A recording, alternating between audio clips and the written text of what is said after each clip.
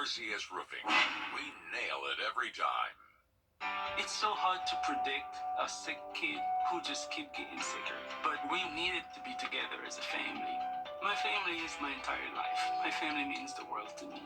When we're together and we have support from Ronald McDonald House, we can be a little stronger. They provide food and a place to rest your head, and they will help you through every step. That's what gets you through every day when you don't know how else you're going to make it. It makes you feel like you're not alone. Jackson Massey, your auto injury attorney, is ready to help you in times of trouble. He's been doing this for over 25 years. He wants you well and well paid. Call 706-722-1900 now. Book direct flights to Washington, D.C. at flyags.com. The Live 5 for 6 Skyview Network, sponsored by Terry Lambert Hyundai. Well, it's a beautiful spring day today with those temperatures back into the 70s, but we have some rain headed our way. According to the Storm Prediction Center, some of this rain could be mighty heavy. We'll talk about it in full detail with your 5 for 6 forecast coming up. Right now on News Channel 6 at 4, plans for the terminal at Augusta Regional now released. We'll have a live report. Plus, people in one local apartment complex are speaking out about issues they're experiencing, including an out-of-order elevator. Chamber of Commerce with a brand new president and CEO. We'll sit down with him as Your News at 4 starts now. Live from Television Park, this is WJBF News Channel 6 at 4. Good afternoon, everybody. I'm Brad Means. And I'm Jenny Montgomery. Thank you so much for joining us. Coverage you can count on begins with people living in Peabody apartments speaking out about issues at the senior living facility. Hannah Latier has the story. Those who live in this 11-story building say elevators not working has been an ongoing issue for a couple years. Tuesday night, all 3 of the building's elevators were down. Residents say one of them hasn't been working since October. They tried to call the after-hours number for maintenance, but the Augusta Housing Authority tells us that service to the call center was down. They ended up calling 911, but firefighters were unable to fix the problem. Many of the residents can't walk up and down the stairs and were either unable to leave or unable to get to their apartments. 2 of the 3 elevators were back up and running on Wednesday. Consider the people who live, we pay rent. We don't live here free. So we deserve better. So it's just issue after issue after issue. This is a senior citizens complex. I think that we deserve better. I really do. The Housing Authority tells me it'll take about 6 weeks for the parts to come in to fix the elevator. People who live here are skeptical about this, but hopeful. In Augusta, Hannah Latier, WJBF News Channel 6. A Columbia County school nurse charged with stealing medication. Ashley Stalkup was the nurse at Brookwood Elementary School. She was charged Tuesday with stealing Adderall for her personal use. It was prescribed to a student. A spokesperson for the school district says Stalkup admitted to taking the medication. She has been fired. Time now to take a first check of the weather. Our chief meteorologist Tim Miller joining us now. Cast in just a few minutes. Jenny, Brent. All right, Tim, thanks. Augusta Regional Airport presenting the results of the recently completed terminal area plan. It's going to mean a much better experience for passengers. Bria Smith, live now at the airport with the story. Bria. Yeah, Brad. Well, the airport is looking to the public for help on some of its terminal area plans. This morning, the public open house showcased the layouts on the newly mapped out terminal plans. Some of these ideas have already been brought to life, like terminal jet bridges and others in the works for the years to come. Airport leaders say these improvements will not only benefit the airport, but its passengers as well.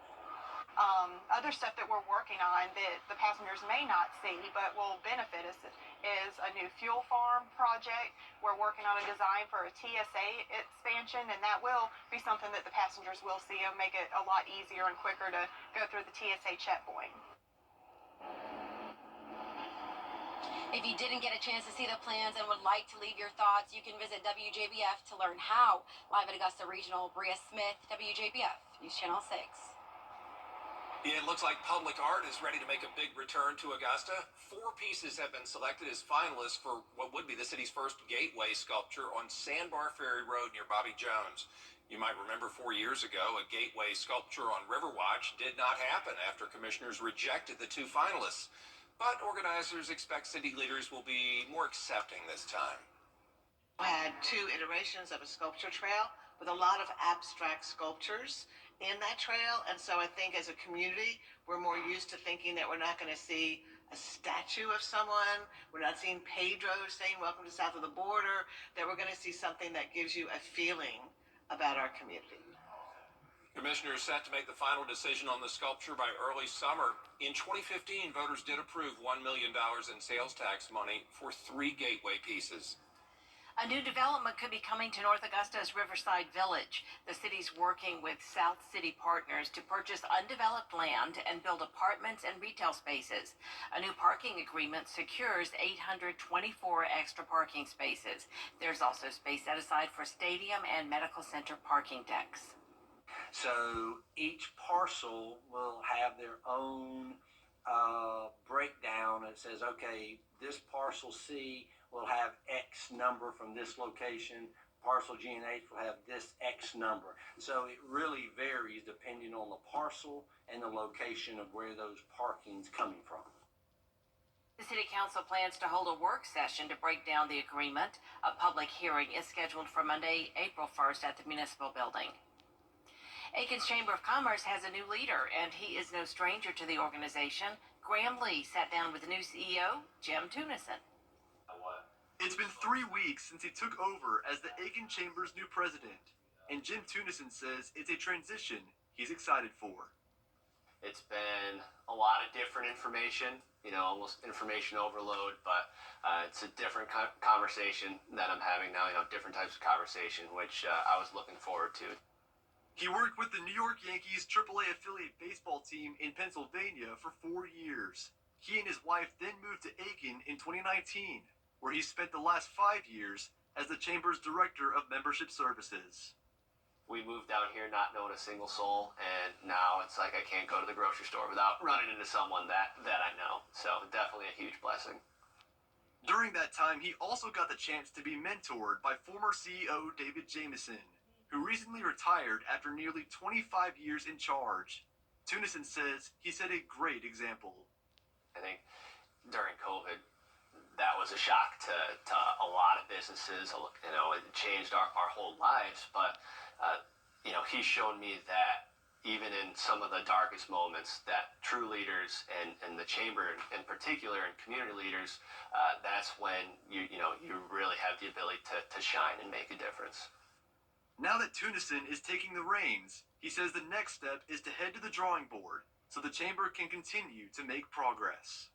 One of my big goals this year is to create a new strategic plan with our board because, the business landscape is continuously changing, and we need to create a next generation plan that reflects that. His tenure has only just started, but his plan is to make a difference in the South's best small town. In Aiken, Graham Lee, WJBF, News Channel 6. Some students in the CSRA are taking a look into possible future technology careers. More than 100 students visited the Georgia Cyber Innovation and Training Center for the first middle school STEM Fest event. The students played Capture the Flag, talked with vendors, practiced with Play-Doh, and did an escape room. All of those activities deal with different aspects of the STEM and cyber fields. This event's the only kind in the Augusta region, and it's the only one of its kind, I should say. The next STEM Fest is for high school students. It's coming up in September. We want everybody to have the opportunity, not only because it's the right thing for the student, but because we need them in the workforce in the future. So it's important to bring everybody in, get them exposed, get them excited, and then continue to follow up with programs as they go through high school so they're prepared for the next step, either in college, a university, or directly into the workforce. STEM Fest will be held twice a year, so if your student missed out, there will be more to come. Richmond County School Board members sign off on some of the recommendations for the first phase of the master plan. A. Brian Mary Elementary and Spirit Creek Middle School are going to close at the end of this school year.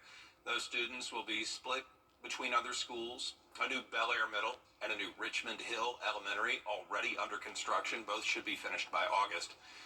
There will also be major construction at Langford Middle, so they can combine it with Tut Middle and give it a new name.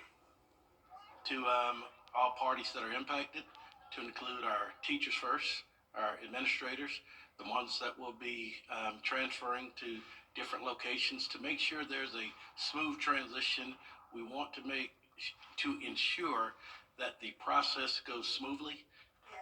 The board also voted based on community input for the traditional calendar, or option 1, for the next school year. It's essentially the same calendar we have now with 2 to 3 days added for fall break. Coming up, the new technology being offered to help certain surgery patients recover. We're going to tell you about this smart knee implant when we come back. Well, clear skies tonight, a little sunshine tomorrow. That will change dramatically for Friday into Saturday as we have some decent rain headed our way. A full look at that 5 or 6 forecast in just a few minutes. WJBF 6.2. But donuts are memorable too. God is giving you more of what you love. Please. Oh, that was abrupt. More stars. More laughs. And more. Weekday mornings at 9 on News Channel 6. A surgeon in the Grand Strand is the first and only in the region to offer the world's first smart knee implant.